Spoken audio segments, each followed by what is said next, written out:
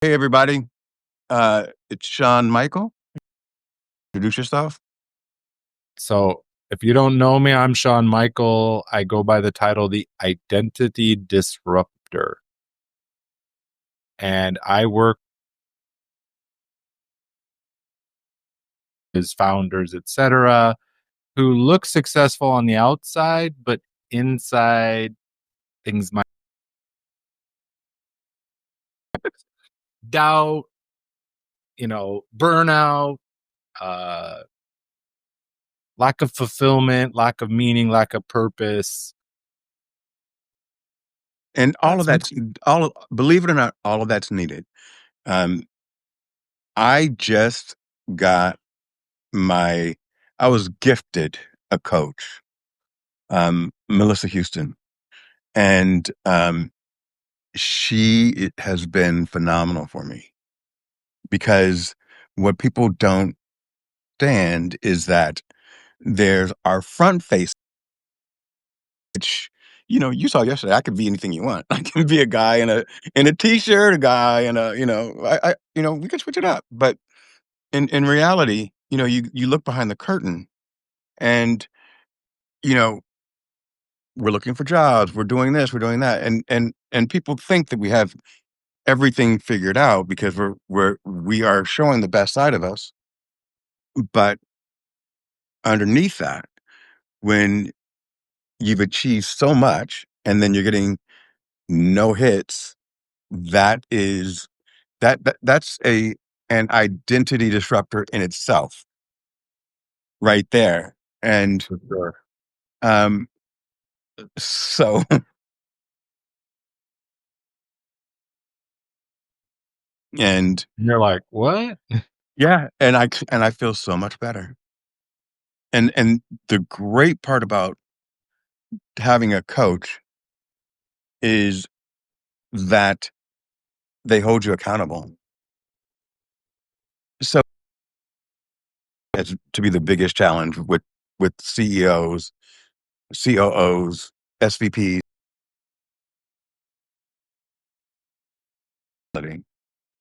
Well, up in the chain, the lonelier the life. I've VP or SVP or higher level, they feel alone, right? Hmm. Because the front line of the business is like, oh, that's the, don't talk to. I actually experienced it. I started working as a apartment manager. I was like 25 years old and I'm managing 187 apartments. Wow. People knocking on my door at 4 a.m. in the morning, like, why'd you tow my car? Why did you park it in the red zone? So that was you? There's signs, there's warnings, but after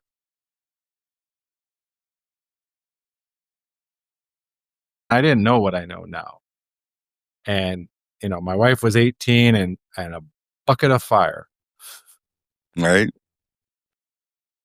There was a guy who, I don't remember what he did, but she's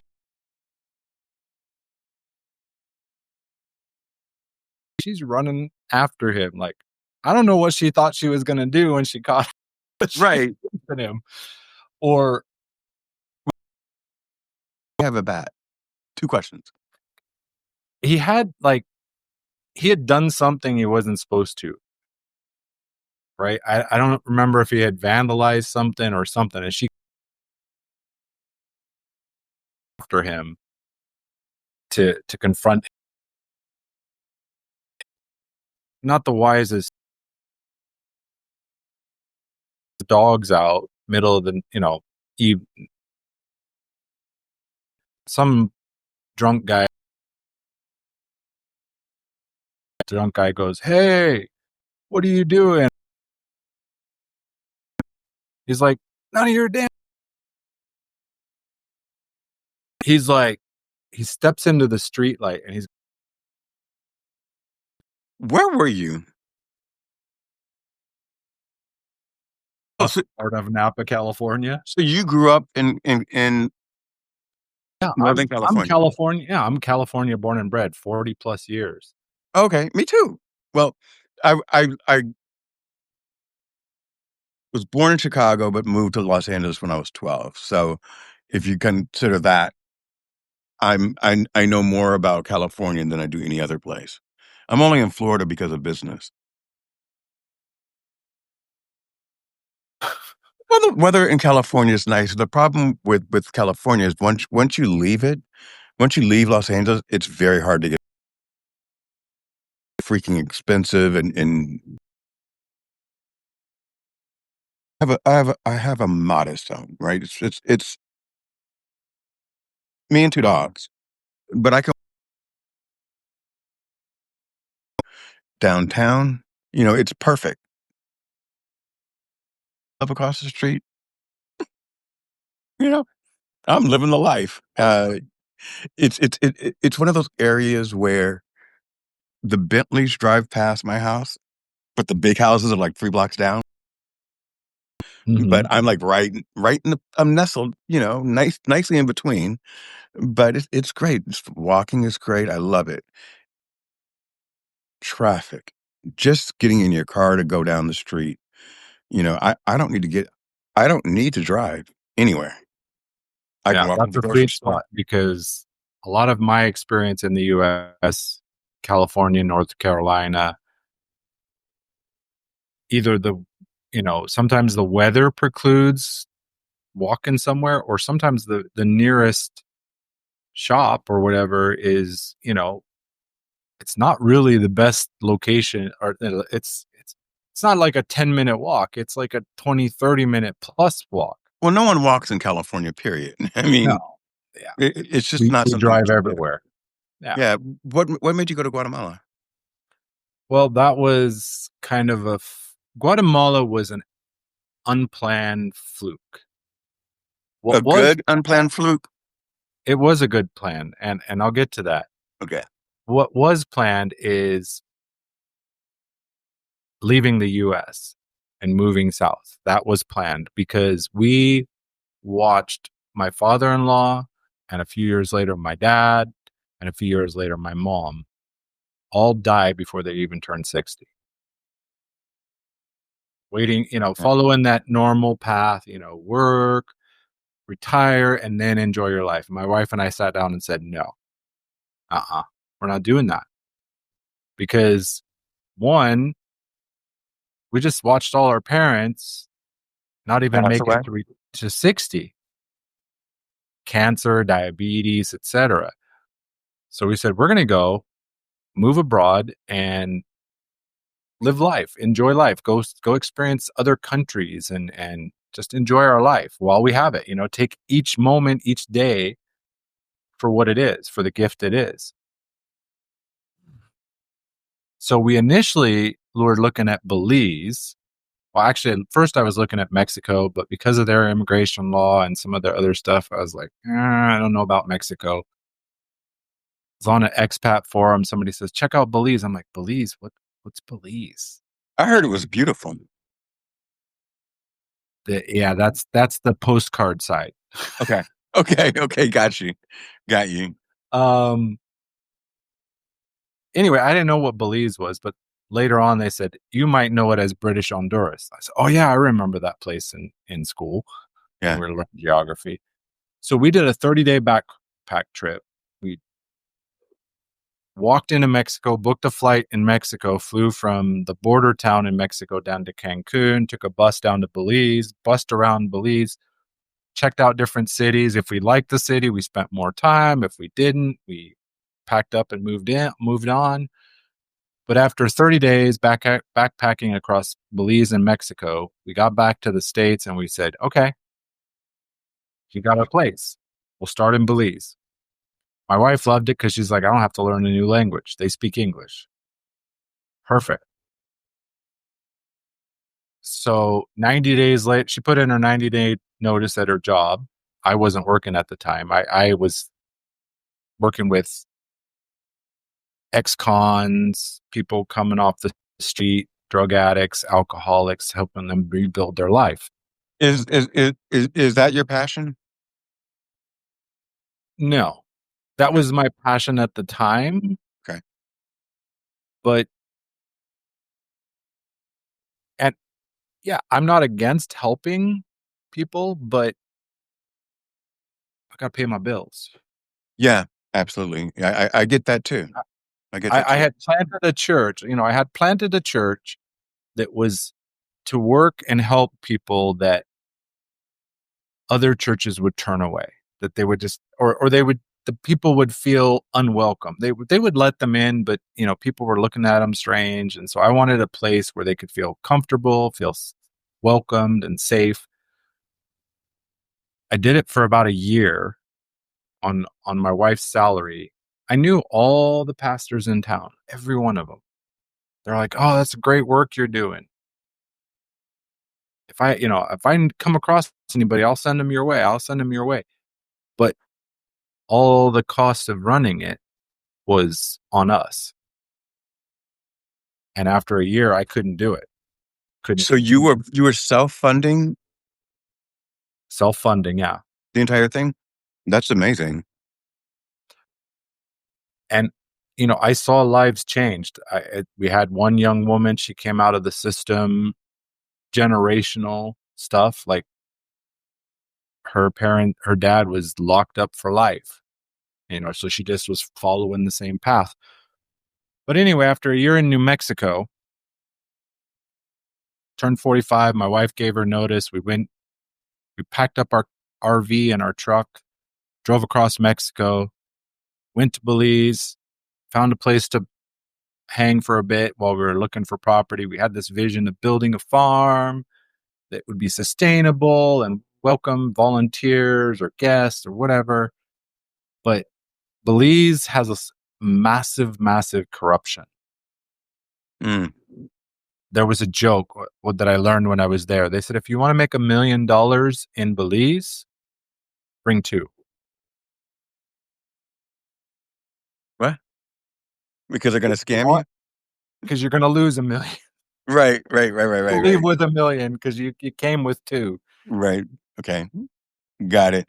And I want to say something to you. These are prescription, and I can't see without them. And as you know, I had the bootleg AirPods, so I don't, and I don't want to run back in the house to get my regular glasses. So I'm not trying to be cool. I'm trying to see you. No hay pena, as we say down here. Got you. I don't know what that means, but what does it mean? No problem. Okay. Got you. Or actually, in Guatemala, they have another saying. They say, no hay clavo. Clavo is nail. First time somebody said to me, they said, no hay clavo. And I'm like, I understand the words you said, But not together. but not to in that order. Like, well, he's like, oh, it's like no hay pena. Oh, okay. Gotcha. So a year in Belize, we're trying to make things work. Half of our savings is gone. We visit Guatemala because a good friend is here. Fell in love. Climate, lots of nature, lots of culture. Maybe some of the kindest people in the world. I have police officer friends that travel to other countries for conferences and stuff. And they tell us all the time, they're like, I couldn't get used to it. He's like, people are not like Guatemala. Where I'm like, what do you mean? He says, in Guatemala, you walk down the street and you pass somebody and they say, hola, buenos Yes. dias, buenas tardes, every time. He's like, in Mexico, that doesn't happen. In one of them was in Turkey. He's like, nope, didn't happen. He's Well, he said, yeah, your country is unique. It's very So different. They're very welcoming. so why am I thinking that Guatemala would be hot and sweaty? It is in some places, but Okay. we actually have 20 plus microclimates. No clue what a microclimate is. So you can be in one zone and you can go 5-10 miles away and it's like being in a whole nother world. Really? Down at the coast, It is hot. It's eternal summer. I got to convert because I've switched to in my brain, I think in Celsius. So right now it is 83, 82, and the high today was 88. But what's the humidity level? That's the part that gets you. Yeah, it's usually, 60 plus all Yeah, year. I would die. I would literally die. Yeah, Um, it's right now at the coast, it's 67 humidity and 84 or 83, but it feels like 84. right, because of the But humidity. where I live, I'm about 2,000, no, wait, 3,000 feet above sea level. And our temperature is, our high today was 79. Right now it's about 74. That's 70s is good, but what's your humidity? 59. That's like Florida. Yeah. Yeah, I think that's about like what we stick around in And humidity. if I go higher, I actually lived in that city for a while. It's 64 degrees with 49% humidity. See there, now you're getting better. So what's the difference? Actually, let me go back for a second. I didn't know that there were bad areas of Napa. We were on the edge near the mental hospital Okay. where a lot of it's a much, like the poverty region of Napa, Okay. right? Where the regular folks go live. Right. You all it's The interesting workers. whenever you go traveling, you always go to the scenic part, and then rarely do people go to Overton or any of the other areas in Miami or Fort Lauderdale. They always go to the beaches and it's all beautiful, but then there's a whole different section that we don't see. So, Right. yeah. So what how do you get clients, and how do you do most of it through teleservices, or kind of talk me through that? So I'm still working on getting clients. Okay. Let's work on that now. Uh, I'm actually I and I I started I finally felt actually no I didn't feel. I always tell this, like there is no such thing as ready, right? Usually we say, "Oh, I'll do it when I'm ready." I'm not ready yet. I'll release that offer, I'll go online when I feel ready. It's not going to come. You can't think your way to it. You got to Yep. do it. So I did that with my Spanish. I'm like, in English, I can coach my took us off, right? Yeah. Spend an hour with me, your life will change. Promise you. You hear that, guys? But in what way? In shifts of, well, I just had a WhatsApp conversation with somebody that was going to come on my podcast. And she realized, she woke up and she goes, I've been procrastinating. She's like, that stops today. Yeah. Yeah. That's a good Like quote. that's not the identity I want to be in, the person who procrastinates. Right. I had another in 2024. I met somebody through it. I did a speech in January 2024. Stop being nice. I feel that. Go ahead, but why?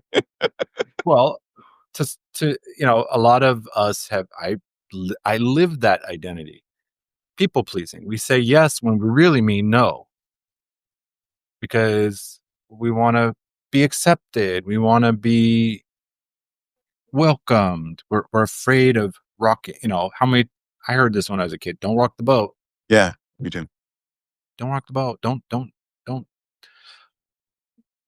you know, Yes, you're supposed to your image or whatever your identity is tied to. Don't don't mess it up. right. We can That walk, right? that's risk. You somebody might not like you. Many Yeah. people don't like me. Good. Yeah, what That's are we gonna do about gonna it? happen anyway. Right. People are gonna not like you. That's very interesting. So So I how worked with a lady, and we were working through the coaching, and like about halfway through, I saw the shift in her. Like she's like, "Oh, I never thought about it like that." Like you said, a coach. I say it this way, William. Nobody needs a coach, but everybody needs a coach. I did. I was exactly the way that you described. Um, the m- the mess behind it, but a lot of that has to deal with right now my journey being off, if that makes sense. Um, it's harder when you're at a certain age to um, it's more challenging. I'm trying to pick my words correctly so I'm more positive, but I, you I know get it. It feels harder. it does, and there are certain barriers. There's only so many positions at my level, and trying to get a job at a lower level, people are like, "Why would you wanna take this?" And I'm Right. sitting there saying, "I need to pay my bills."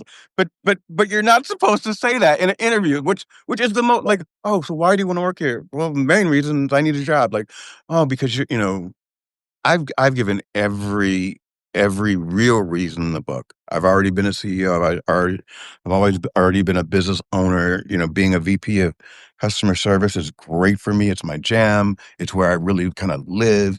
You know, and that's all true. It's all true. Um, but then people look and they go, "Oh, but you have this and you do this and you've done that." And I'm like, "Okay, but I haven't." And how do you say I haven't worked in 4 years? And and I have worked a year within those 4 years. So my business closed officially in 2021, and then I worked a a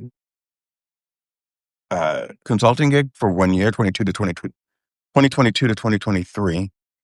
And then I had another consulting gig at the end of 24 that was only 6 months. So you do the math. I mean, half of the 4 years has been from my savings. And you knew what happened to you in 6 months, right? So think about it. And it's scary because we've both gone through COVID and 2008. When did you move to Guatemala? 2014. Okay. So I'm one of those guys, just like you said, and I'm going to say a workaholic is really someone that fears not having cash. I mean, why are you working so hard? A lot of it's ambition, but a lot of it is That that I don't have the that's a safety net. razor's edge. When we talk about, throwing everything into your work and having ambition, it's a razor's edge, and it takes a deep level of self-awareness, or somebody on the outside, a trusted partner like a coach, a mentor, um, a good friend Absolutely. that's you have enough of a relationship that they will call you out. Yeah. Like, hey, that's not ambition. That's, you know, running. What are you running from? And what I found, which is interesting, and I wonder if this is just me, but when 2008 occurred and 2021, I found that I was working so hard in so long that I never developed personal relationships because I was working 16 hours because I'm a builder. So You when you're had nothing building, left. huh? You had nothing left after you poured it all into the job. It's like, Yeah. even if you did have time, you couldn't And give then I them any. lost, then you lose everything, right? So literally 2008, you lose everything. Um, Luckily, 2021, I haven't lost everything. I'm still exactly where I was, but I'm about to do a GoFundMe. Like things are getting rough, and we've all been there. I'm joking, like serious but not serious. Um, and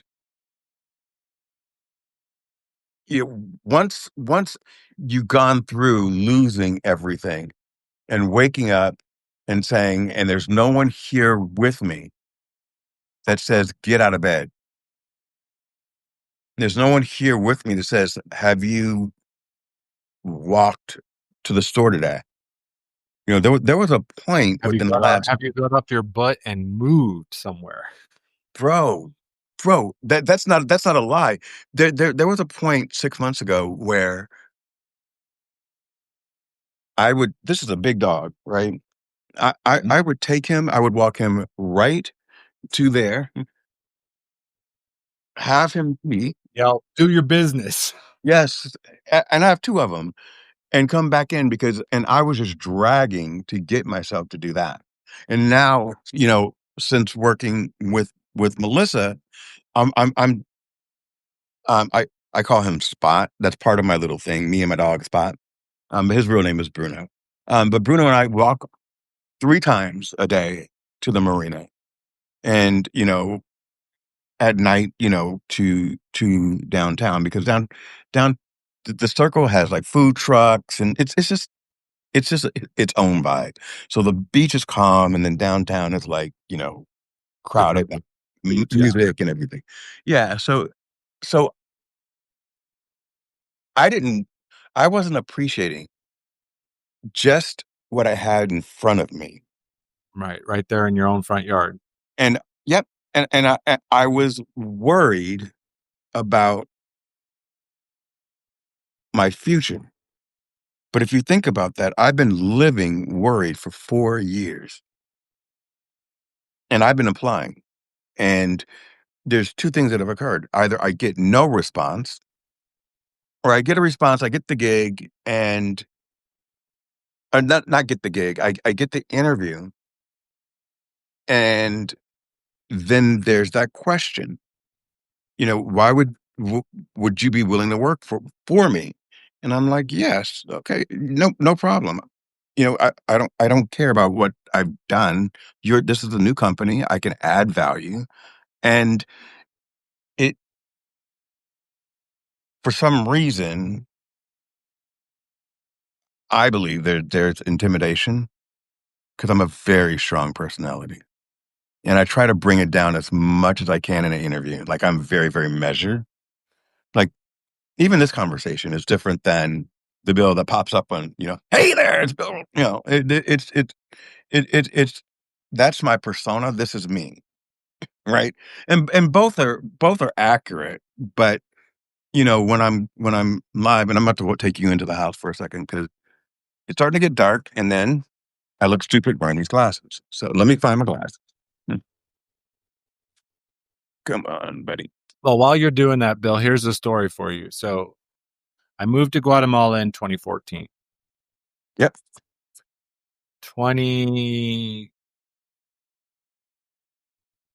2017, at the when we got to Guatemala, I started looking at, like, my savings is running out.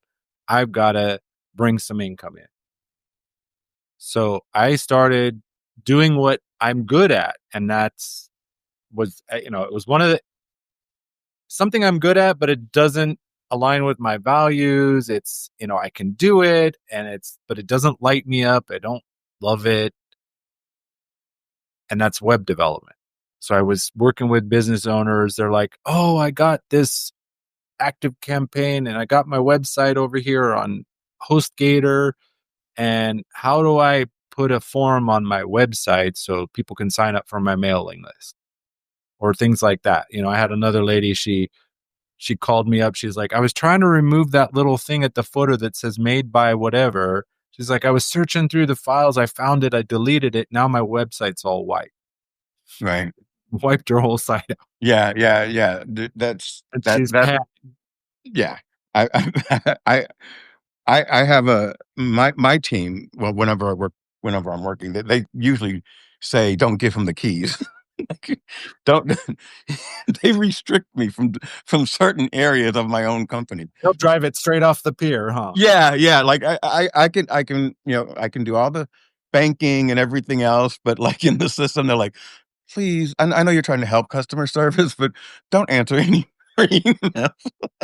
Like, okay, I thought I was doing a good job. They're like, no. So I was doing okay. And I was trying to build my presence, my audience in coaching, because about that time I was doing the online, helping people with their websites and AWS and all kinds of technical stuff, doing webinars, helping people, like being the guy behind the scenes on their webinar, making sure they got the questions answered, et cetera, how to set it up. Things were going okay. I took a class called Core Success Coaching, and it was neuro-linguistic programming, or NLP based. And I just went, it was MLP base. So you have to clarify. N for neuro, Okay. brain and nervous system, Hmm. L for linguistic, language, Hmm. the words we say, whether we verbalize them, we say them in our head, programming.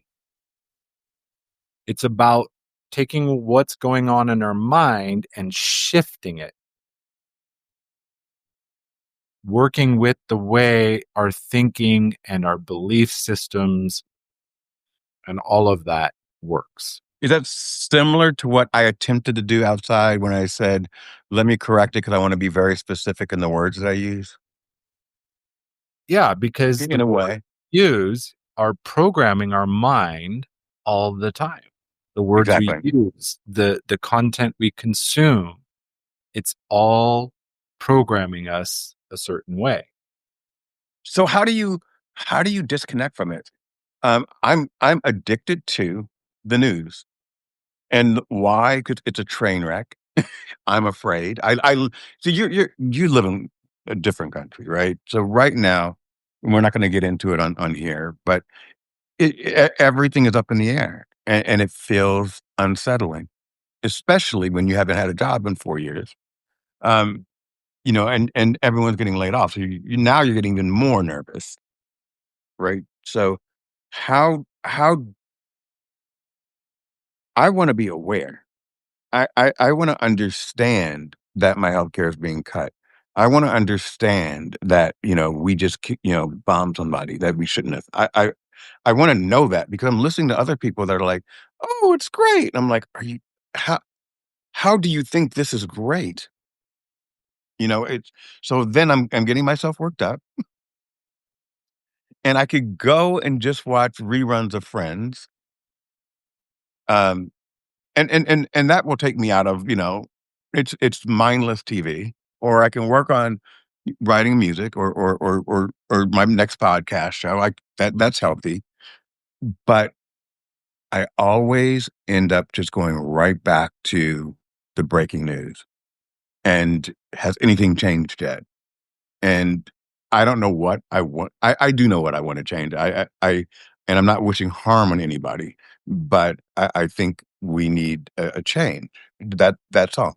Just we need some Pine Sol and just clean it all back up. And remember that we are the United States. And united we stand, divided we fall. So that's my Achilles heel is consuming that because it's never positive.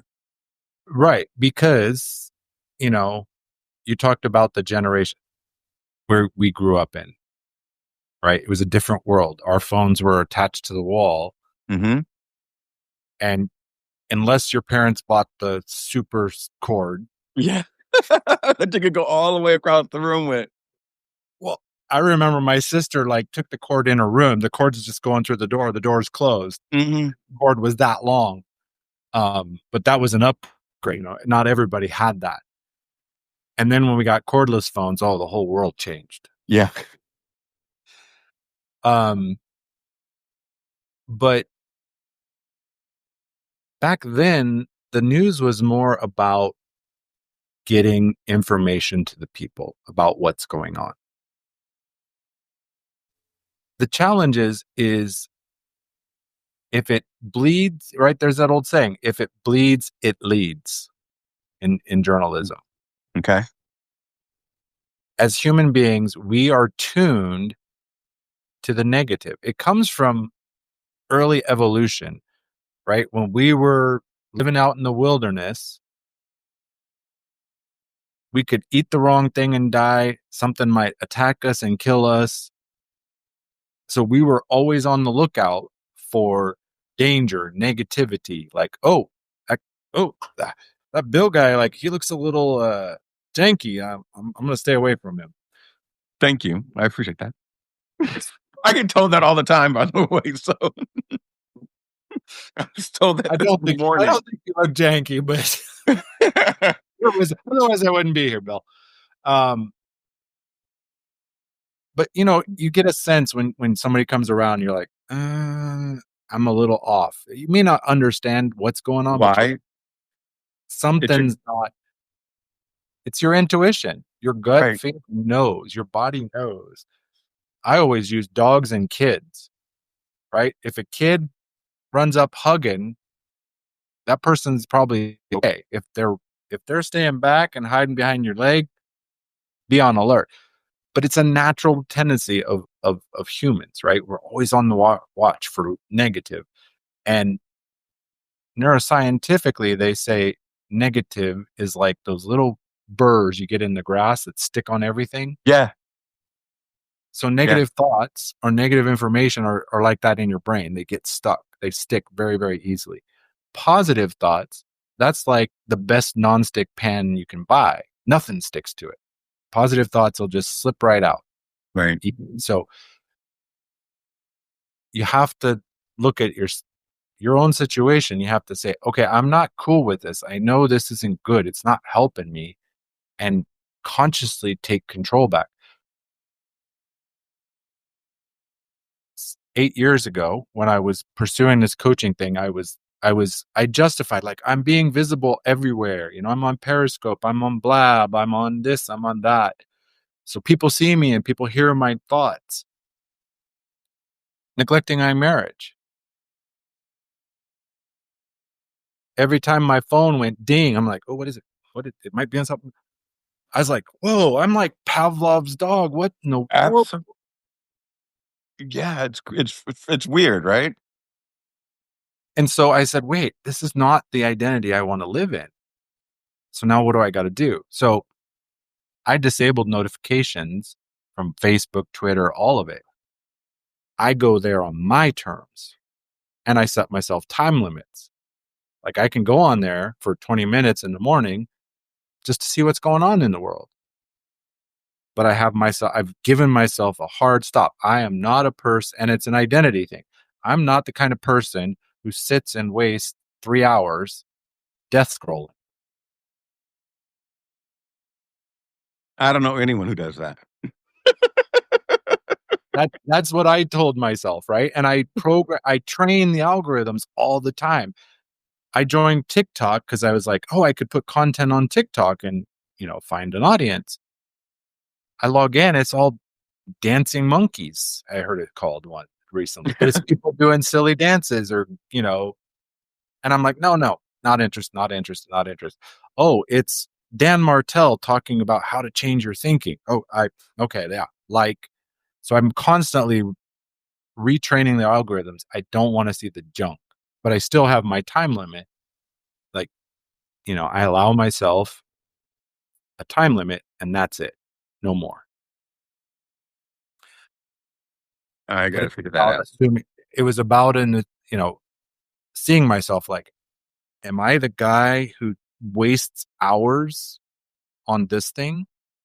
Or am I a guy that is actually trying to build a business and take care of his family, who uses social media to reach people, to share my knowledge, my wisdom, the mistakes I made, so people maybe don't make the same mistakes? Trust me, being a father, I try to teach my son not to make the same mistakes. Yesterday, he lit a glue stick on fire with a lighter and burned himself. Why? He thought it was cool. How old is your son? Almost 8. He turns 8 next week. Okay, that makes sense. So talking about my son. So 2017, I'm driving hard to build this business, to be a coach. I signed up for multiple training programs, spent a lot of money on them. May, my last client quits. So I have my income goes from enough to keep my family supported. And we're running a restaurant in our house, because you can do that. Our bedroom was upstairs, downstairs was our restaurant. You know, we actually went to the tax authority, like, what do we got to do? They're like, you're new, you're too new, wait a year. Don't come talk to us in a year, then you can file the papers. Client quits. I go down to $20 a month coming in. And my wife is pregnant. She's 9 weeks pregnant, we find out. Wow. Hey, Curtis. Yeah, hey, Curtis. That's a name I recognize. I think I recognize Mary, too, who joined earlier. I don't know. Why don't you say hi to everybody? I'll scroll. So I see Mary and Dawn, Alexi, Curtis. Thanks for being here, because I see your time, my time, William's time, your time is the one resource we cannot regenerate. Every other resource, money, relationships, jobs, it can be regenerated. We might face some challenges and some obstacles, but we can regenerate any of it. When the time is gone, right, we can't store it up. We can't save it for a rainy day. We can't make more of it. It's the one resource that you can't do that. So I respect people's time, and I appreciate them giving the time to join us. So I'm feeding my wife. She's 9 weeks pregnant, because we lived on the main square. We closed the restaurant down because it couldn't run it, because she was exhausted, because she was 42 years old. I hadn't started. Electricity's out. They cut the electricity. The landlord was an angel. Pay me the rent when you can. Don't worry about it. People are coming knocking on my door. Can I rent your bathroom? So Can I rent your bathroom? Right, because there's no public bathrooms in the public square. Things are very different down here in Guatemala, right? You go somewhere and there's bathrooms everywhere. Right. And maybe it's an actual public restroom, or, it's a restaurant that will let people use the bathroom, right? Even without making a purchase. Although I always felt guilty and made a purchase, like, hey, you let me Yeah, I do too. buy a little something. So people would pay us 25 cents to rent the bathroom. And then one of the bus drivers, who had been a patron of our restaurant, he says, can I rent your shower? He's like, sometimes I need to take a shower. He's like, I'll give you 10 quetzales, which is like $1.25. Okay. So for several months, and we were surviving on this bathroom rental money to go buy some beans and rice and tortillas, to keep us fed. And you had no electricity. My neighbor was an angel too. She's like, throw an extension cord over the wall. I'll let you tap in on the electricity so you have some light at night. And then I started tutoring English. So that let me run my internet, and charge the battery on my computer. I did that for several months, like just scraping every penny I could get to keep the internet on, keep us from starving to death. And I rebuilt it. Today we live in a 5-bedroom house, 5-bedroom, 4-bath, in a nice, secure complex where my son can go out and run around, and I don't have to worry about it. You can go play with it. He's like, I'm going to the football court with such and such. Okay, honey, let us know. Come back in an hour or so. He has a rule. Same Yeah. rule I had when I was a kid.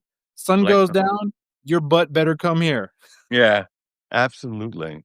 And I'm glad that you can do that there. I believe more and more here. I know that parents are more guarded. We I don't know if it was right or wrong, but there were more freedoms given to us as children. I remember going on my bike, and I could stay out all day with my friends, just riding bikes around the neighborhood. Yeah. Um, We had the same rule. When the street lights go on, you better be in the front yard. yep. Or I would hear my mother yelling our names at a certain time. You could Right. hear her. Oh, this was the era, right? If they say your first name, you better come. If you Yeah, hear them say your second name, it's get intense. If they right. say names, You're in oh trouble. no, Mm. Yeah, you're in for it. yeah. It was great, but there was more of a community feeling, um, where we Right. knew all of our neighbors. You knew your neighbors. You might get together, you might not, but you at least knew them. Yeah, I remember when I left California, my neighbor, I'd see the garage door open in the morning, the car leaves, the garage door closes. yeah. At night, the garage door opens, the car comes in, they close. I knew nothing about them.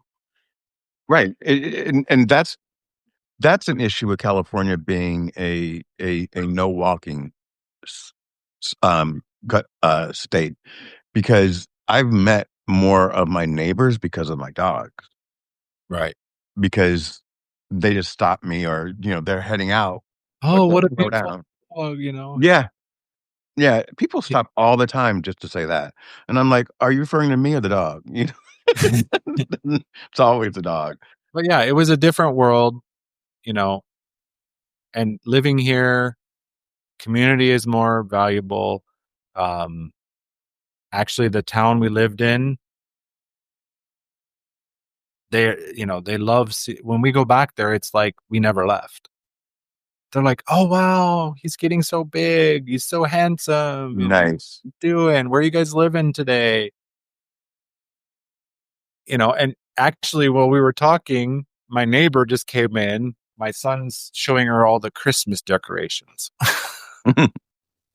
Or, you know, a few months ago, there was a major plumbing problem, so we could not use any water in the house because nothing was leaving.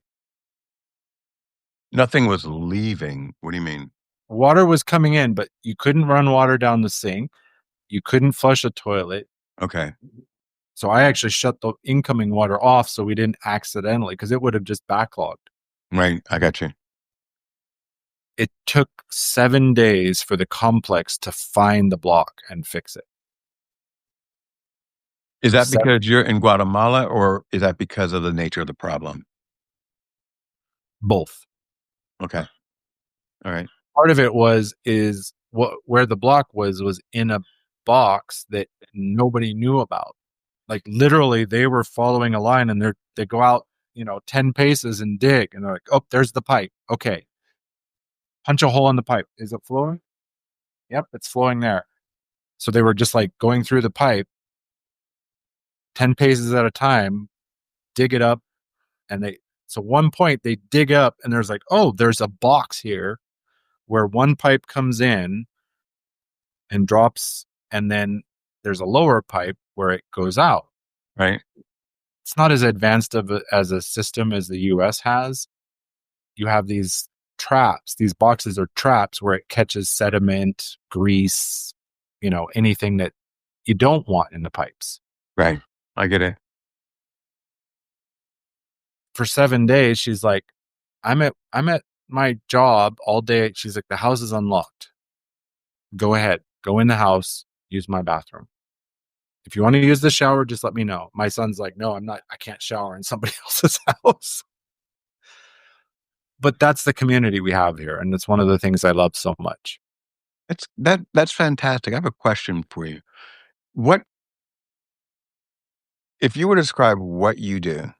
Like if it was if this was a infomercial about Shawn Michael. Let's hear that. Let's hear about you and how you would pitch yourself as a coach. I would say I help people find out who they are under all the junk that they've collected in their life and get back, unlock that core version of yourself. Who's, I watch my son, he's not afraid of much of anything. He's willing to walk up to kids anywhere, which was a shock for him when he went to the US because they act different in the Right. US. Here he meets some kids at the mall, like they were playing at the mall. He grabs 4 of them and he's running around playing leader and they're playing games. Where do you find them all these days, Sean? Oh, they're big here. They're huge and they're just getting bigger. Actually, no, I'm sorry. We're going to start this over again. If you had a moment that you can pitch yourself, I want you to do it from beginning to end. Because what I want to do is I want to create, because all this is going to go to YouTube, right? We're going to put this into YouTube in clips. And so I want a clip of just you talking about you and about what you bring to the table. The other thing I would like you to say, because we're going to put this into sound bites. What I'm saying right now will not be hopefully not in the sound bite, but you know what? If it is, it is. But the other thing is, which I think is very important, is that despite everything, you're still here and you're still flourishing. And that right now, getting those clients would help you so much. And you can do it in English and you can do it in Spanish and you can do it over WhatsApp or you can do it over Substack. And this is how they book an appointment. Yes. You got all that? Yep. In a nutshell, as I said, I work with people to uncover who they are at their core, to reframe their identity, align with their value, embody their strengths, right? To take a hold of their strengths and shine in their strengths, to align with their values, to unlock their purpose. I don't see it as you find your purpose. It's basically, it's already in you. You just got to clear that. You just got to clean the house.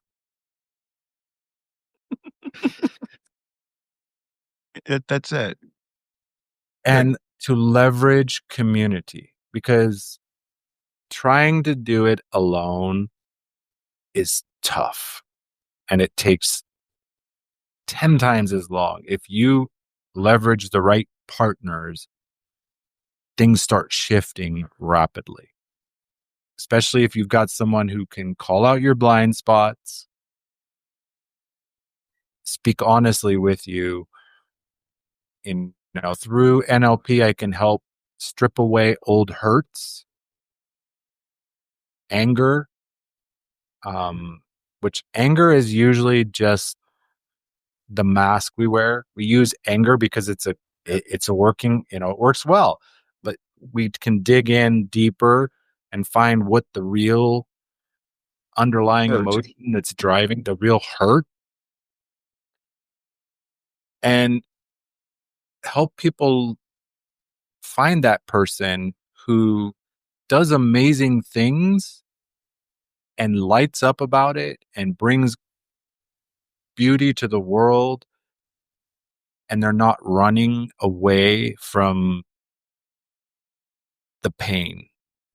They're willing to step out of the comfort zone to to move in, to let go of the old identity, the survival identity that's gotten them here. We say, thank you. Thank you. You got me here. Hmm. That same identity that got us to this point, it can't get us into the next level. So we've got to move into a new identity to move into that next level. That's awesome. That's perfect. And what I'm going to say is, and I started tearing up as you spoke because I'm going through it, and I know where I was, and I know that I would not have walked into my house with you 2 weeks ago.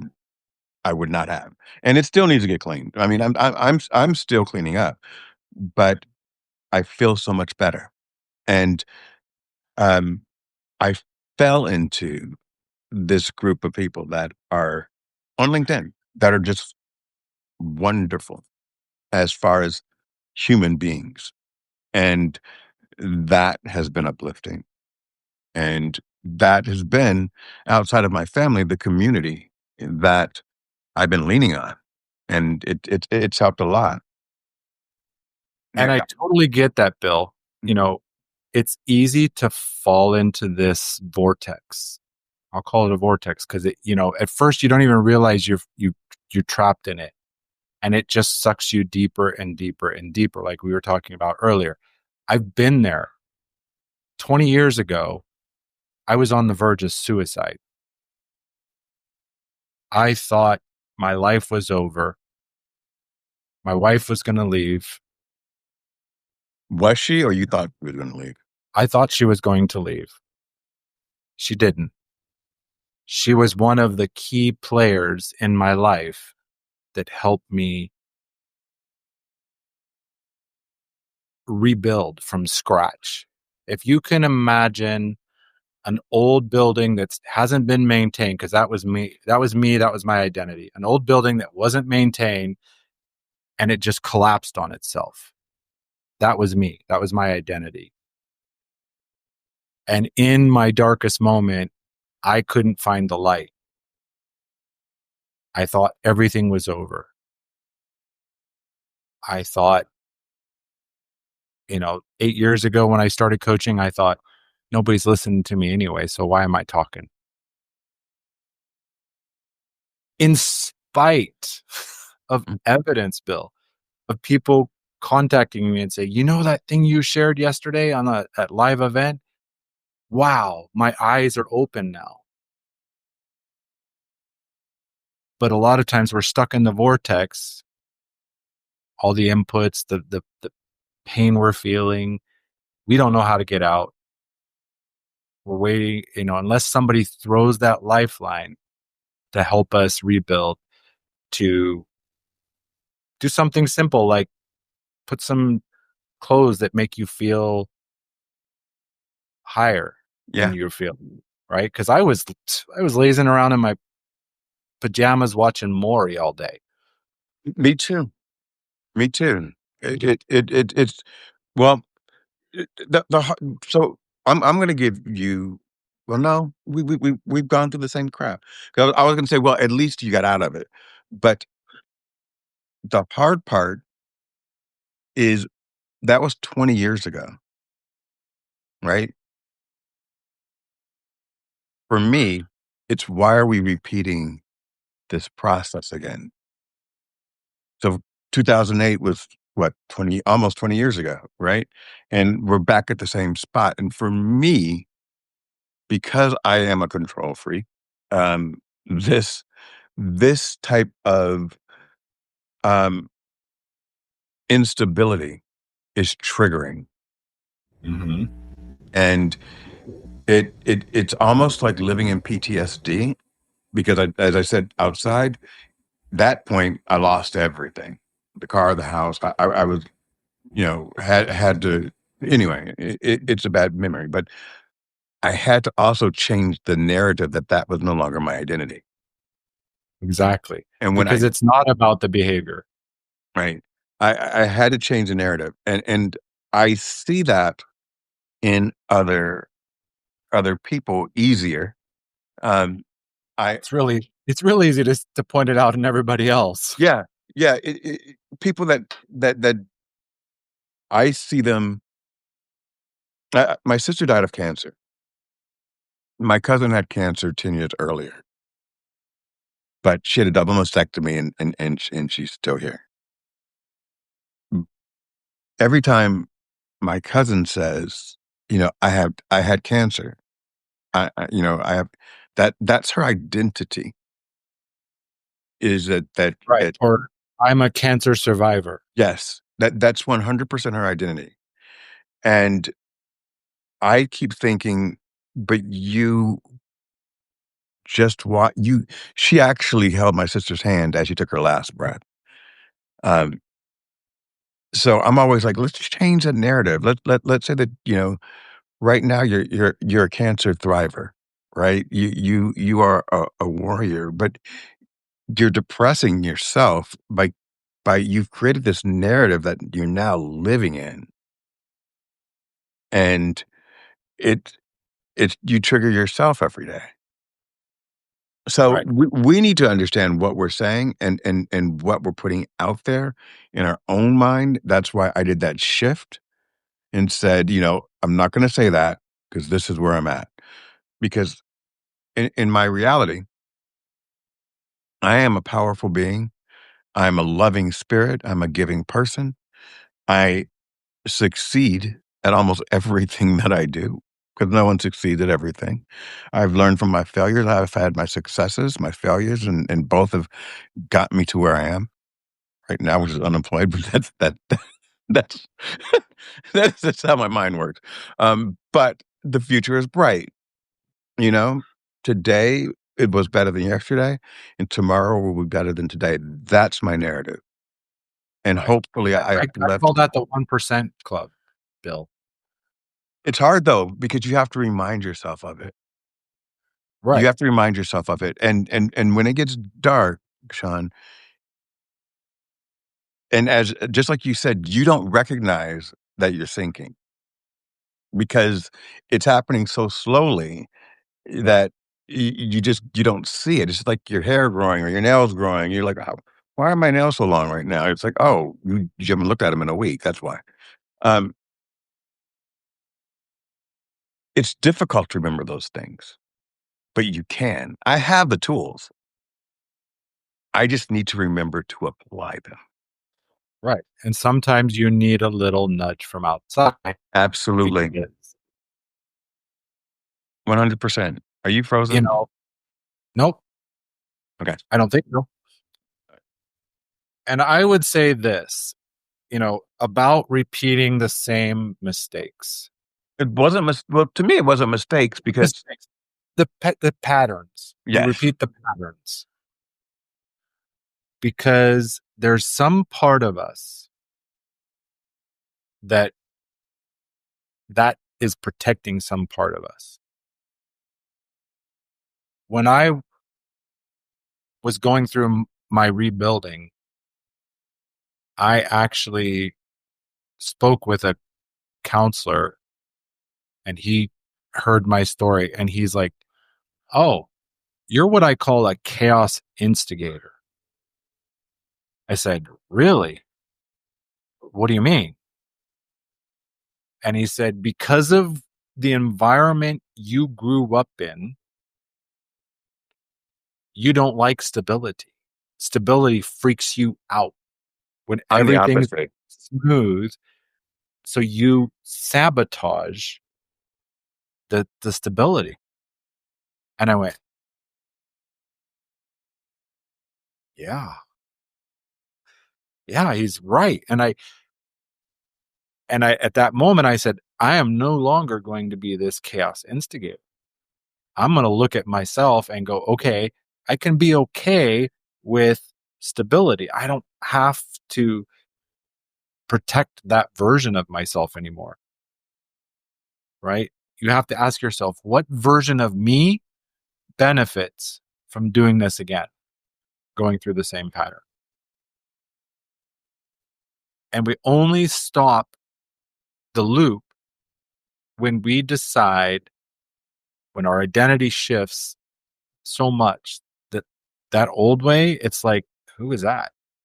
Who's that guy? Like, what are you talking about? The timid Sean who's afraid to speak up, the people pleasing Sean, the perfectionist, the guy that used to run around, I put the pro in procrastination, like I was, like it was honor or something. Like, what was that? It's not going to come by trying harder. It's not going to come by more strategy. Bad news. Mindset shifts aren't going to do it either. It's got to go deeper, right? Change your mindset. That's a good thing and it will move you, but you've got to dig deeper, right? My mentor says pain is obligatory. Everybody feels pain. Suffering is your choice. Right. And he also says when the pain of moving to this new version of yourself gets weaker than the pain of staying where you are, that's when you shift. Repeat that. Let me flip it. When the Right. pain of staying where you are gets greater than the pain and discomfort of changing, that's when you change. Got it. Got it. I had to just, and when I cut you off and say repeat it, it's because I think I heard it right. Plus, I want other people to hear it more clearly. So that's why I was like, hey, repeat it. I have a question for you. How open are you to going on like 15-minute segments? Not this. I'm open to that, if So it fits in my schedule. yeah, so what I do occasionally is maybe 3 times a week, I do, like, breaking news with William Rochelle. I have 4 different type of little things that I do that cater to different audiences, and that one is, um, when I stream it to every place, right? Um, and we can do something where because it's breaking news, I have like my one of this is Sean Michael on our panel. Tell us about yourself or give me some information and you can just go into it. Right now it's sunny in Guatemala and it's 10 degrees, but let me tell you how I can help you fix your life. And that's your spot. And it I'm looking for ways that we can be inventive, that we can cross promote each other, Hmm. that I can help you get eyeballs in front of your vision. I can do that. I can't pay you, but I can help you get the eyeballs in front of your vision. And I don't think it is, in my opinion, and I'm trying to grow Substack. So I told you earlier, I'm brand new here. But this will be on YouTube, the replays. So it will be seen. But um, I believe when you have a platform, it's not about bringing people in so that you can get more content. It's about bringing people in so that you can help them move forward. And that's how I pay it back. So, Right. Well, and I also look at the way Leslie shares it, right? I'm not for everybody. right. You're not for everybody. I know that already. They tell me. And and tomorrow I might be for that person that I'm not for today. I don't know. My wife was just telling me she was reading Leaders Eat Last with one of her clients. Hmm. She's a coach as well. She works with HR directors, CEOs, doing a lot of, she's more consulting. Okay. She's got global clients that she's talking to about, how to let go of a certain amount of people in Japan where the labor laws are quite different. You get a job in Japan, it's near impossible to get rid of you. Like they have to, if like the US, they're blown away when they hear about the US at will employment. They're like, what? Like, are you crazy? They can do that? Like, I don't yeah. understand why I, I see so much progress in other countries more than I see here, even in infrastructure, in the education. in how they treat their elders, the seniors, sorry, not their elders, the senior citizens. The fact that they work you to, but you spend more time in your life working, and by the time you get to retire, you're too tired to do anything. For It most people, yeah. Yeah, there, the old saying, most people die at 55 and they wait till 70 to get buried. Yes, thank you for that. So I was like, "Oh god, most people die." So that was metaphorically, okay.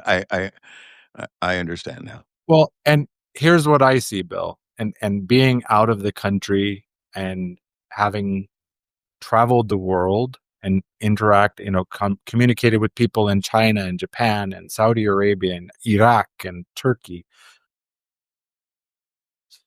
It's the same thing we're talking about right now. If we don't update the identity, we keep repeating the same patterns. The American identity is broken. And broken and untrue because they've erased history or they've rewritten certain parts of our history, and they've created a narrative that have divided people, and we didn't America does not recognize that it was really based on a caste system to keep the everyone below a certain line, to keep them divided. So as long as they're divided, and then we dangle this carrot, "Oh, you can become rich in America," then they're gonna start fighting each other. "Well, why isn't this group of people, uh, more ahead?" They are. They just became president of the United States, like, 10 years ago. So, yeah, we're making strides. Um, there are more women in Congress now. We're making strides, but there's a narrative that they wanna put on people to say that they're more emotional. To me, the women in Congress are actually stepping up a lot stronger than a lot of the men. When I was watching some of the going back to the news. See, I just get sucked right back in. I'm Oh, gonna stop, man, and you're gonna let me go down that rabbit hole. for a So minute. for a minute. It's So it's Bill, because Bill, here's the thing. I could pull you back, but you stopping yourself and pulling yourself back is gonna land so much better than me trying to rescue you, yes, thank you for that. Thank right? you for I, that. I actually have a slogan on my wall: no frappes. Because just like a frappe is just a sugar-loaded drink that's not very good for you, this helping is not good for people. Frappe is no fixing, no rescuing, no advising, no projecting, no patronizing, and no evaluating. Okay, and what are the results? I love it, but when you apply those principles, what will you what are you expecting to receive in return? Or is it nothing? You're it's giving. It's giving because my core why is I want to change lives. I did my 6 human needs test. My core need is growth and contribution. So I'm constantly reading and learning and growing, and my contribution is working with people. And I have a slogan. My goal is to be your next to the last coach. Okay. So tell me why next to the last, because I'm gonna be my own coach? Yes, because the ultimate coach is inside of each of us. Dropping knowledge there, my friend. That was really good. It That was no, it, really it's good. it's who I've become. I have coaches, I have people who pour into me, but I also have the wisdom inside to go pull back and go, "Oh, wait, what are you doing there? Like, sure you want to do that? Like, is that really advancing you or is it pulling you back?" And at the beginning, I said, of course, I've got to pay my bills. Well, right now the bills are paid. We're not homeless. I was interviewing somebody on my podcast and they had a 6-figure job in California and they got on a Zoom call with their boss, the CEO, and got let go. With 2 houses, one in another state under renovation, they were going to convert to an Airbnb, 6 figures of debt. I'm not there and I don't plan to be there. When I charge, it's because the value, it's commitment, right? You got skin in the game. One of the coaches I would have loved to work with, he's now retired. 2 hours with him is $10K. But it's not because he needs $10K. It's because your 2 hours with him will shift your life so profoundly. The $10K is to show is like, you spent I spent $10K. I better do the work. Yeah, Make a change. Like, absolutely. right. So when I give a price to someone, it's not my value. It's the value and the commitment that someone's making. Right. But with that said, I've got an end of the year offer if I can. It's 30 days coaching with me. Pay what you want. And I will give the same level of coaching that I would give a CEO who's paying me $70K a year. I'm not dialing back what I do because Right. you pay less. It's 30 days of powerful coaching at the amount that the person is comfortable and feels that it will get them engaged and get them, because this isn't charity. This is about, like, let's do some real work and make a major shift in 30 days in your life. I think that's a great offer. I think that's an excellent offer. Are you sure you don't want to do a minimum on that? $20? Just a minimum? If pay what you want means I can give you $5. Like, bro, your time is worth more than that. But I'm Time is worth more than that, but here's what I'm thinking, uh-huh. because I know who I am. Go ahead. I spent 20 years building that person. 30 days with me, your life will shift and you will not feel right saying, "Oh, I'll give you $5." Okay. Perfect. That was perfect. That was really good. Um, so you didn't decline or say yes to the breaking news offer. No, I Um, did. I said, "Yeah, I'm down." okay. All right. So we need to figure out how we're gonna what that would look like. Um, and it's usually like a 15-minute spot. Um, I usually will touch on a brief, like, and I purposely do just a brief, today PK did this, and then I move on because people don't come to me for news, right? It's not really on brand. So my breaking news is really, hey, I'm working with this coach and this is what's happening in my life and this is how it can help you. Or, uh, Leslie Flowers is having a show this week and it's going to be about this. And, you know, oh, Coach Michael just showed up. Coach, let's talk. So it would be one of those type of things. It's just 15 minutes just to keep my name out there. It's a different platform. It's 1 minute of an intro, not 10 minutes of an intro, right? It's just like you would for breaking news, except for with the little flair. Right. So if you know, I do it all the time. So if you want to say, let's do it on this day at this time, we can make it happen. Um, and if you can um, major breaking news updates. This is when I keep going like that, it's because all that's coming down right now are major Notification. breaking news updates. And I'm not joking about like I'm addicted to it. Um,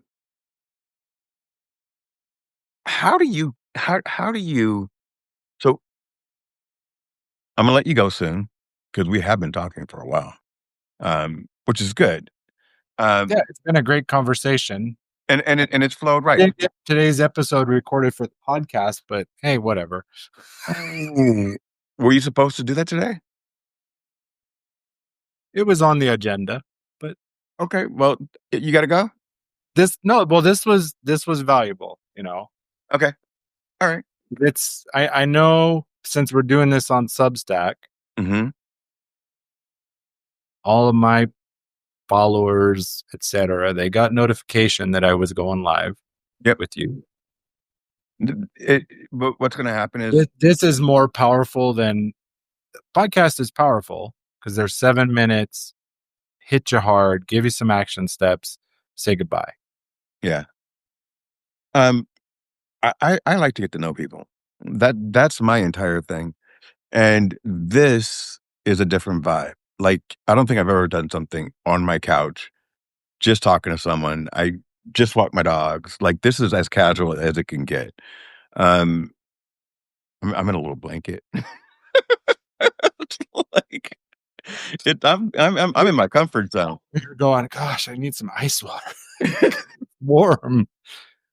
So this has been fun, and I appreciate you, and I appreciate what you do, and I believe in what you are doing, and the power of a good coach. Hey, Ashley, I believe in it because it's working for me.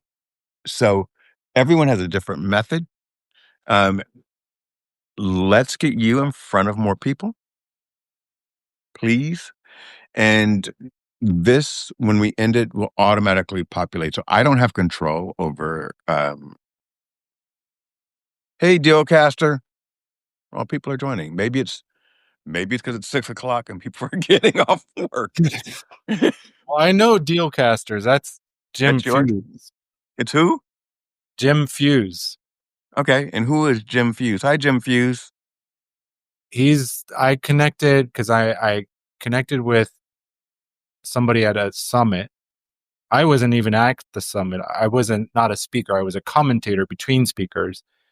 I Nice. met Jim and Tanya Smith, the stream boss queen. At least that's what I'll call her because she talks about using live streaming to just communicate with the community. Right, right. Um, go ahead. She does these impromptus like this all the time. Like she has scheduled and planned and I wouldn't say scripted, but she's got her guardrails, right? Right, right. I prefer unscripted. Um, a from my shows.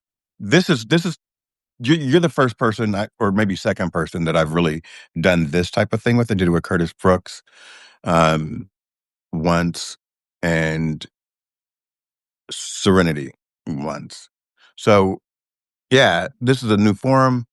I'm loving it, but I'm also loving getting to know people, and that's important. The one thing I will say as we close out is work on yourself all the time, continue to evolve, and remember not to go through life alone. Because when the crap hits the fan, which if you live long enough, it will. Don't think that you are bulletproof. It's all of us thought we were bulletproof, and invested well, and we saved, and we bought homes, and things happen.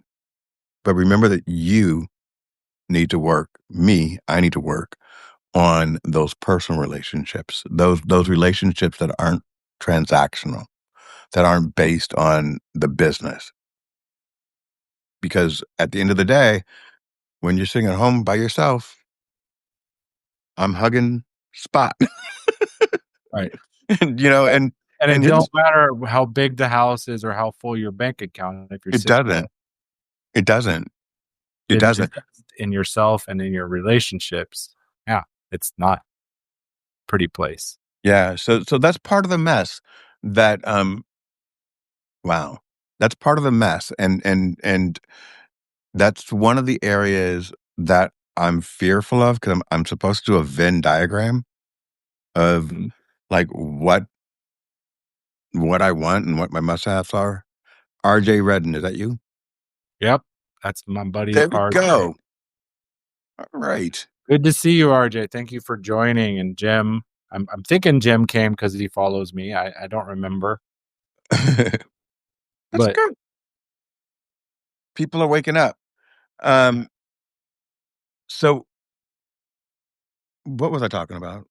Can you keep me on track? talking I about we were talking about the importance of connecting at a real human level with other people because we're not meant to do this alone.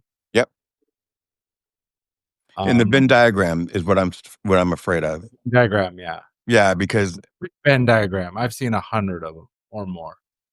well, yeah, well, I'm supposed to create one about what my future looks like and what my future partner would look like and what my life would look like and what my grandson's life is supposed to look like. And you know, then you kind of you just kind of you have to dig deep. So here's a question for you, Bill. Mhm. It's 30 days from now. You've Mhm. created the Venn diagram. We're talking. What are you going to say to me? 30 days from now. Well, I talk to my coach daily. 30 days from now, what am I going to say to you? 30 days from now, I'm going to say to you that I've got my life is cleaned up. I'm excited because I just got back from Los Angeles and I got to spend it with my two daughters and my grandson. I've had 3 offers for a position, which means that I am golden. All my bills are paid, and thank God, these job offers have come through and they are exceeding my expectations. I'm also still excited about the fact that I'm growing my brand and that throughout these couple of years, in addition to the jobs that the pay jobs that I've had, that I've also created 30,000 followers on LinkedIn from nothing. I created a newsletter that is um, followed consistently and well, and I have created somehow in the last 6 months a YouTube following that is impressive to me. And so all those things, and the reason why I mention them is because in looking for a job, if someone said, what have you been doing? I haven't been just sitting here. I mean, I had my moments in the dark, right? Right. But I'm also the type of person that I have to do something. And when I do it, I don't do it half-ass. When I do it, I'm gonna do it. And even though my podcast was a hobby, it's something that kept my head above water mentally because I had a schedule. Every Sunday at 4, I needed to be camera ready. And as I got more nervous about my keeping it together, I would go on more because it would ensure that I wasn't going down a rabbit hole. But I would never do this, like, "Oh, look at my house." You know, I know I did it quickly, but you don't need to see everything. But but I wouldn't have been able to turn my camera around. I would have I couldn't. Much you were too. So all of these things you shared, which it's a wonderful vision, having offers, spending time with your family. All that's already happening. The And offers haven't come in yet. what is the feeling that that gives you? Oh, What need does it meet? what need does it meet? It so you and I are opposites, I believe, in the way that you described chaos. I crave stability. I can live in a chaotic business atmosphere, meaning I've scaled businesses from 0 to $90 million, so that's chaotic. right? But my home life, I need to make sure that everything's stable. And the reason for that, and my daughters really don't even understand that, is because I was displaced since I was 12.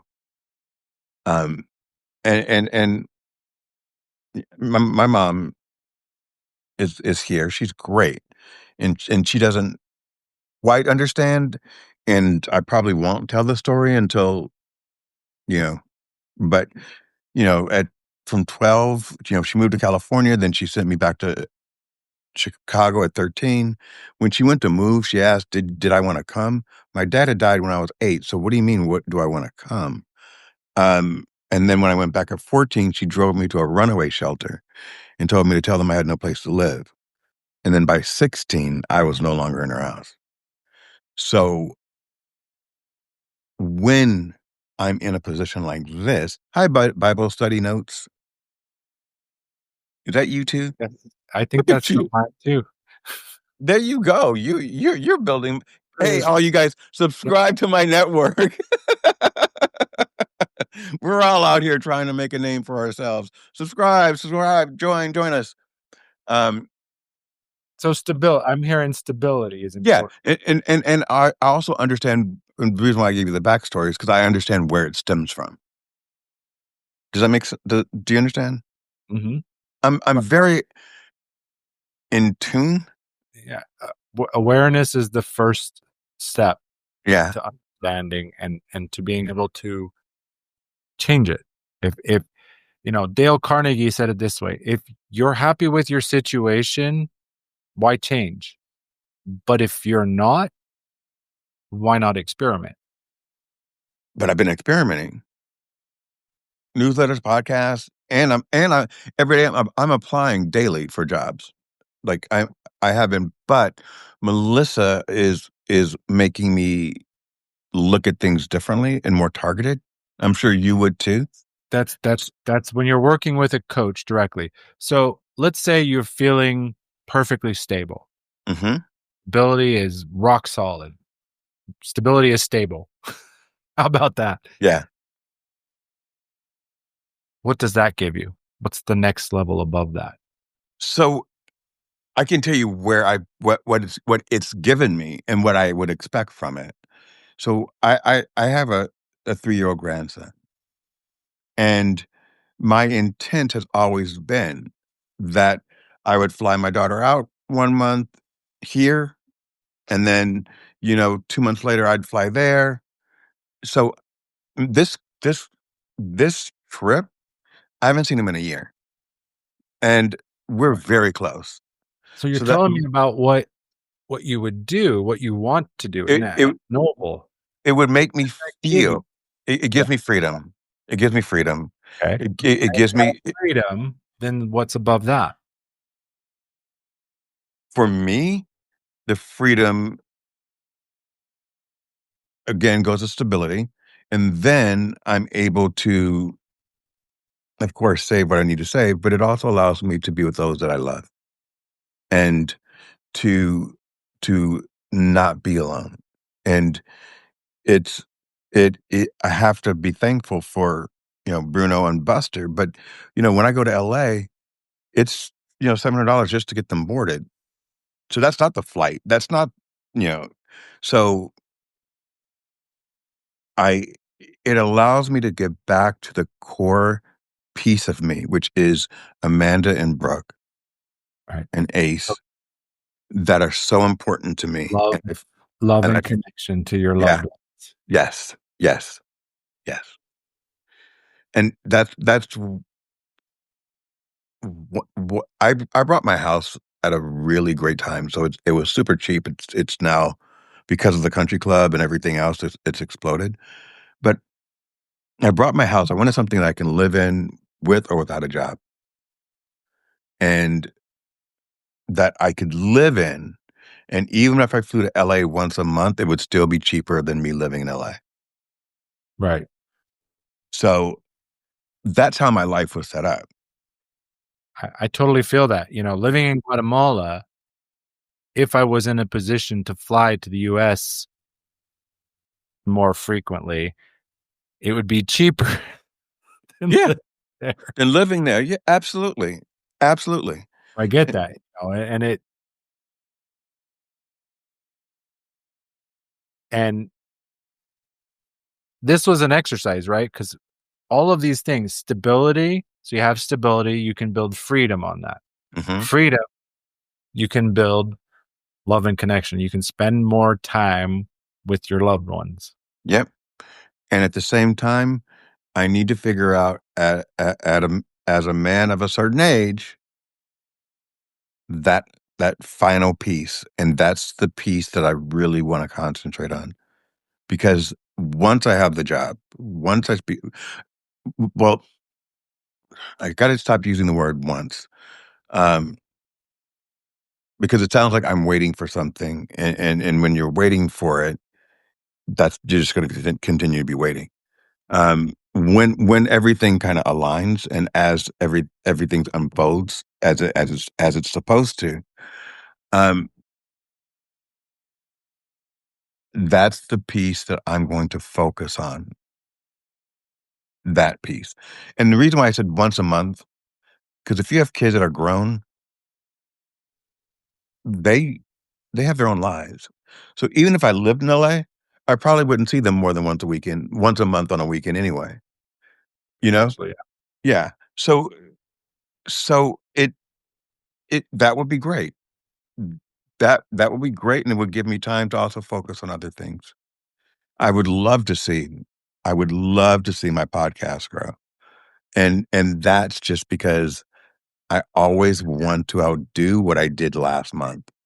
That's just who I am. I I'm not in competition with you because I'm sitting here saying, "Hey, come on, and the water's warm. Let everyone know, Shawn Michael." It's not about that. and I'm It's the same way. Competition to me, it doesn't exist. yeah. It's about me doing better than me. Who I was Yep. yesterday, Yesterday. Yeah. and tomorrow it'll be okay. Can I do better tomorrow than I did today? And forgive yourself for those days where you didn't hit the target because it'll happen too. But we need to have more love for ourselves, the exact same love that we would give to anybody else. Right. Felipe The Cofino told Bible me that. says, right? It says, "Love others as you love yourself." Mm. I think most of us love others more than we love ourselves. I definitely agree. Yeah, yeah. I think we've been conditioned. We talked about that earlier. Loving ourselves, forgiving ourselves, it's for a lot of people, they can't we can't, you know, I spent most of my life not truly loving myself. At what But point were you able? When did what? At what point did you begin trusting yourself and really trusting others beside your wife? it's still a work in progress. Well, Yeah. it's a daily exercise, because like anyone, I've been betrayed. I was in a protected group where it was supposed to be a group where you could share openly anything, whatever, the deepest, shadowiest parts of yourself for healing. And it was supposed to stay contained in the group. There was very, very strict confidentiality agreements. Somebody took what they heard me share and took it outside. Massive betrayal. Yeah. How And did I you how choose did you deal with it? to be bitter over that, or I can choose to be better, right? I can trust people at the inset until they show me that they're not trustworthy. And I then, did that this morning. right? But again, it's a practice every day. How did you how did you address the issue, or did you let it go? I went through a very deep forgiveness process with myself, because forgiveness is not about the offender. The Right. forgiveness is about releasing it. So I Yeah. don't need to carry that with me. And actually, I overdid it. I'm like, okay, I forgive him. And I would say hi when I saw him. Hmm. And he just like, and a mentor of mine said, forgiveness and reconciliation are not the same thing. I agree with that. Give him, you can move on. You don't need to say hi. You don't need to even acknowledge that person, especially if they are not apologetic. Like they haven't come and say, oh, yeah, I'm sorry I did that. None of that. They're That's just my cousin continuing on, Steven. right? They're just continuing on Yeah. doing what they do. But forgiveness is releasing myself. I heard it this way, William, once.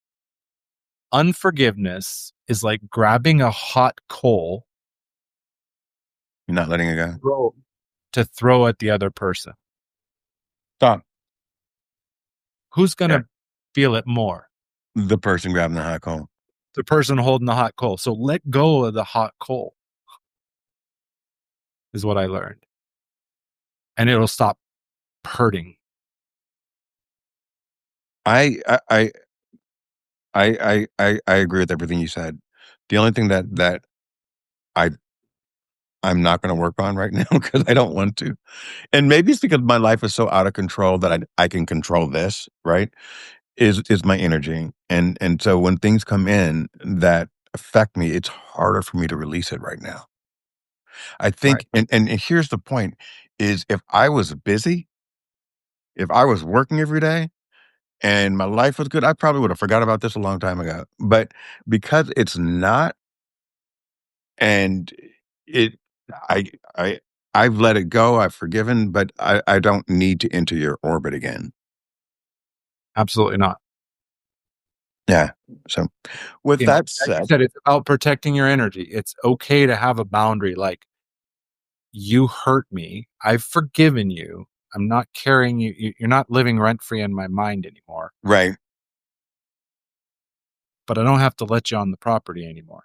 Exactly, exactly. And that's Actually, my I'm that. covering that Monday. Huh? I'm covering that on Mindshift on Monday What's this? about choosing yourself, protecting your peace instead of letting the toxic or person who hurt you back into your orbit. That's perfect. On that, I think we should end. What I'm going to say to you, my friend, is um, come prepared for breaking news with things like that. On Monday, I'm covering this. So it's a new segment, but you could just talk about right now coaching and mindset and whatever you want to promote, and we can do it. If it's going to be on Monday, we could do it Saturday or Sunday after my show. Sunday show is gonna be really big because it's part 2 of my, it's part 2. You're Eastern. You're Eastern. You're an hour ahead of me. So what's the timing on the shows? Saturday, Sunday. You can time it whatever. I'll work with you, whatever time you wanna do it because it's breaking news. Just because I have talking about boundaries, I have a Yeah. hard boundary at 7 o'clock. I'm done. I'm not on That's live fine. shows. Yeah. I'm So not on live shows. I'm not taking calls. None of that, because that is my time with my family, my yeah, son, doing our bedtime routine, and that's sacred to me. that's absolutely fine. So we can do it anytime that feels great for you. That's the great part of the fact that it's called breaking news. News, right? Right? So we're just coming on real quick and we're just rolling some things out. I'll talk about if we did it Friday or Sunday or whatever, I would talk about don't forget to come to my show tomorrow. And hey, by the way, we have a special guest tonight. Come on in, Sean. What's going on in your world and what's happening in Guatemala? And you would talk about 3 things about Guatemala, then talk about yourself. You know what I'm saying? It's like, it's breaking news. And Dealio. that will go, that will be streamed to the YouTube. Oh my God. That will be streamed to YouTube. And so you'll see the numbers that Annie was looking at when I was on. You're gonna see them today too on the repost. Anyway, we could talk forever. You Yeah. are now in my Rolodex. Um, and what I loved about this conversation is it was just a conversation. Relaxed, and I think most people out there can relate to what we're talking about. Thank you, Shawn Michael. And as you close out, you can close us out. Most of the people here are for you. Well, I would say this. When you were born, you had nothing to do to earn love and care. My final word is, what changed? And with that, we're signing off. Bye, my friend.